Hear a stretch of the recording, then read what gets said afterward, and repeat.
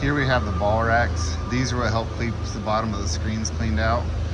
Anytime we're putting these into the machine, we always want to watch.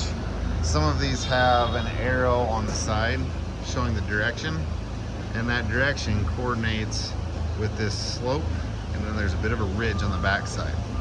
So with that flow, say on the top and bottom shoes, would run downhill. The only one that's different is here in your middle shoe.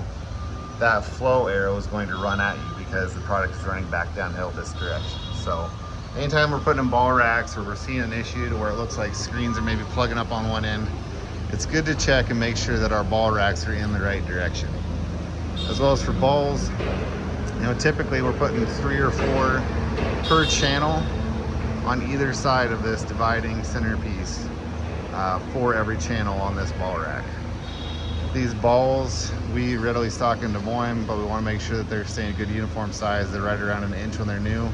So it's good to check them periodically, make sure that they're not getting shrunken or worn down. They're, you know, the rubber's degrading, things like that.